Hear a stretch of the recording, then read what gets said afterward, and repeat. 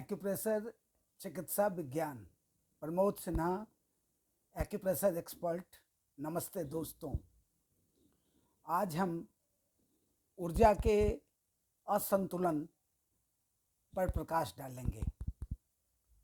ऊर्जा जो हमारे शरीर के अंदर फ्लो करती है और हमारे पंच महाभूत के साथ तालमेल बैठाकर हमारे मानसिक और शारीरिक क्रियाकलापों को संतुलित तरीके से पूरा करती है, वह ऊर्जा हमारे बॉडी के अंदर में एक निश्चित रास्ते से होकर प्रवाहित होती है, जिसे हम मेरिडियन या एनर्जी पाथ या चैनल कहते हैं। यह ऊर्जा ऊपर से नीचे की ओर हमारे शरीर में प्रभावित होती है और नीचे से ऊपर की ओर भी प्रभावित होती है, फ्लो करती है। ये जो एनर्जी है, ये हमारे केंद्र से परिधि की ओर भी प्रभावित होती है और परिधि से केंद्र की ओर प्रभावित होती है। तो इस तरीके से ये ऊर्जा का प्रवाह निरंतर हमारे शरीर में चलता रहता है और जब यह प्रवाह बाधित होता है तो हमारे शरीर में ऊर्जा का असंतुलन होता है और उसके बाद हमारे शरीर में रोग उत्पन्न होते हैं। तो ये ऊर्जा जो है, सबसे पहले इसकी डिफिशिएंसी होती है, तो हम डिफिशिएंसी ऑफ की कहते हैं, यानी एनर्जी जो हमारे अंदर में फ्लो कर रही है वो कहीं ना कहीं उसकी कमी हो रही है और उसकी कमी होने से हमारे शरीर में विभिन्न प्रकार के लक्षण आ रहे हैं। दूसरा जो स्टेज है वो ये कमी में और जब गिरावट आती है तो हम उसे सिंकिंग ऑफ की कहते हैं, यानी की में और भी अत्यधिक गिरावट आ रही है, तो फिर हमारे शरीर में कई दूसरे तरह के लक्षण दिखाई देते हैं। और एक स्टेज आता है जिस स्टेज को हम कोलैप्स ऑफ की कहते हैं, यानी की जो है एकाएक गिर जाता है, तो इसको हम लोग कोलैप्स ऑफ की कहते हैं। जो एक स्टेज है कि जो की है, जो जिस रास्ते जिस मार्ग से बहती है, जिस मेरिडियन के जिस डायरेक्शन में बहती है, उलट उसके डायरेक्शन में बहने लगती है, यानी मार्ग का उल्लंघन करती है। अगर ऊपर से नीचे जाती है तो नीचे से ऊपर जाने लगती है, नीचे से ऊपर जा रही है तो ऊपर से नीचे आने लगती है, परिधि से अगर केंद्र में जा रही है तो केंद्र से परिधि में जाने लगती है। इस तरीके से जो है वो मार्ग का उल्लंघन करती है। इसको कॉन्ट्रावेक्शन ऑफ एनर्जी कहते हैं और इसके कारण भी हमारे शरीर में विभिन्न प्रकार के रोग के लक्षण दिखाई देते हैं।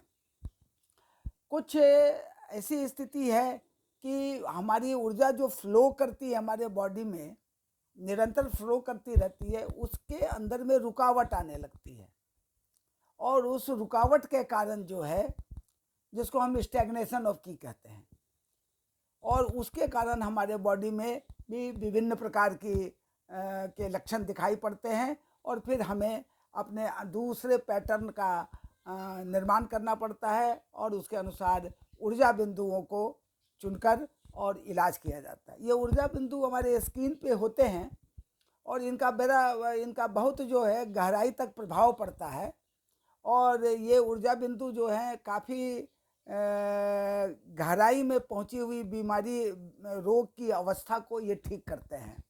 तो इस तरीके से ये इम्बैलेंस ऑफ एनर्जी है। अगर हम इसको देखें तो ये ऊर्जा को जो है संतुलित करने के लिए, डिफिशिएंसी ऑफ एनर्जी को संतुलित करने के लिए अगर हम ऊर्जा को एस्टिमुलेट करते हैं या ऊर्जा को हम रेज करते हैं तो जाकर करके ये हमारे बॉडी में इसका संतुलन प्राप्त होता है। ये मोस्टली जो है इन ऑर्गन में होता है और यांग ऑर्गन में होता है। तो इन ऑर्गन में जैसे लंग्स है, स्प्लीन है, हार्ट, किडनी और पेरिकार्डियम। और यांग ऑर्गन में stomach, small intestine, large intestine, gall bladder और यूरिनरी ब्लैडर है। लीवर का के अंदर जो ऊर्जा होती है, जिसको हम लीवर की कहते हैं, ये कभी भी डिफिशिएंट नहीं होती है। इसको उपचारकों को ध्यान में रखना है। तो लंग्स जो है वो एनर्जी को गवर्न करता है।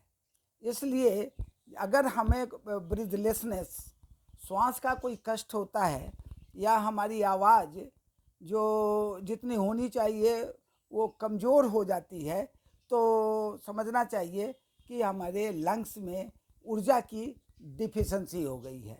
तो उसे हमें रेज और स्टिमुलेट करके हमें अपने ब्रीथलेसनेस को, ब्रीदिंग प्रॉब्लम को, और साथ ही साथ अपने आवाज़ को संतुलित करना चाहिए। स्प्लीन जो है वो हमारे बॉडी में जो है वो एनर्जी का सोर्स है, और उसमें जब कमी आती है तो हम जो है स्प्लीन का संबंध हमारे डाइजेस्टिव सिस्टम से है, और तो हमें जो है हमारी एपेटाइट लॉस होने लगती है। एक तरीके से यूँ कहिए कि हमारी एपेटाइट, हमारी भूख खत्म हो जाती है, और स्टूल में भी परिवर्तन आ जाता है, कंसिस्टेंसी ख़त्म हो जाती है और लूज स्टूल होने लगता है।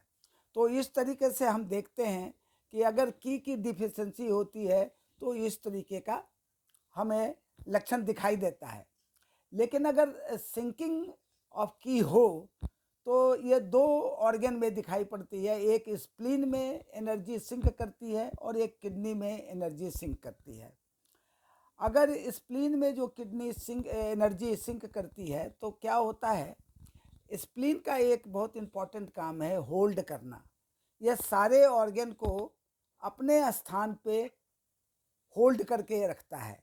यानी इसमें एक जो ऊर्जा है वो ऊपर की ओर जाती है, अपवर्ड डायरेक्शन में जाती है, और वो ऊर्जा सभी ऑर्गन को अपने स्थान पर स्थिर रखती है। लेकिन अगर किसी वजह से इसकी एनर्जी सिंक करने लगे तो ये सारे ऑर्गन अपने स्थान से नीचे की ओर आने लगेंगे, जिसको कि हम प्रोलैप्स कहते हैं। यानी महिलाओं के केस में प्रोलैप्स ऑफ यूट्रस दिखाई पड़ता है, या वेरिकोस वेन है।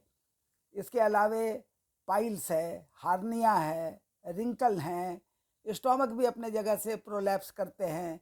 और जितने भी ऑर्गन है, पेट का आगे की ओर लटकना, मांसपेशियों का अपने जगह से नीचे की ओर आ जाना, ये सारी चीज़ें जो हैं वो सिंकिंग में आ जाता है। और साथ ही साथ जो है सिंकिंग में जो है जब ये पता चले कि ये सिंक कर रहा है तो इमीडिएटली जो है उसे रेज करना चाहिए, स्टिमुलेट करना चाहिए, और इसको उसकी होल्डिंग कैपेसिटी यानी एसेंड करने की ताकत को जो है वो बढ़ाना चाहिए। तो ज़्यादा जो है वो बेटर होता है। इसमें देखिएगा कि पूरे बहुत जो है एनस जो है वो प्रोलैप्स कर जाता है। ये भी एक बहुत बड़ा प्रॉब्लम है, तो इसको भी ठीक करना ज़रूरी है। और तो ये सिंकिंग है। इसके अलावे जो है ये सिंकिंग में किडनी को भी शामिल किया जाता है। यूरिनरी ब्लैडर का बहुत सा प्रॉब्लम हमको आ जाता है। मैं उन तमाम लोगों से अनुरोध करूंगा जो कि ये हमारा वीडियो देख रहे हैं कि अगर उनको यूरिनरी सिम्टम्स का प्रॉब्लम है तो निश्चित रूप से वो किडनी की सिंकिंग पर उपचार लें, जैसे फ्रिक्वेंट यूरिनेशन, एक्सेस यूरिनेशंस। इसके अलावा जो है weak stream urination, incontinence of urination, enuresis, bed wetting, dribbling after urinations, या यूरिनेशन एट नाइट। ये सारी चीज़ें जो हैं वो किडनी के ऊर्जा के सिंक करने से होता है। साथ ही साथ बहुत सारे प्रॉब्लम जो हैं सेक्सुअल सिम्टम्स आ जाते हैं मेल में और फीमेल में। मेल में जो होता है वो नॉक्टर्नल कमीशंस, नॉक्टर्नल एमिशंस हो जाते हैं विदाउट एनी ड्रीम, और इसके साथ साथ प्री मैच्योर एजाकुलेशन हो जाता है, स्पर्मेटोरिया हो जाता है, और फीमेल में जो है ये यूट्राइन प्रोलैप्स कर जाते हैं, लिकोरिया हो जाती है, और क्रॉनिक वेजाइनल डिस्चार्ज हो जाते हैं। इस तरीके से भी ये सारी प्रॉब्लम जो है वो किडनी के द्वारा उसकी एनर्जी के सिंक करने से होता है। तो ये ध्यान देने से और उपचार लेने से ठीक भी हो जाता है। तो ये सब आप इलाज करें और ऊर्जा का इलाज करें और उसे संतुलित करें और इसका लाभ उठाएं। धन्यवाद।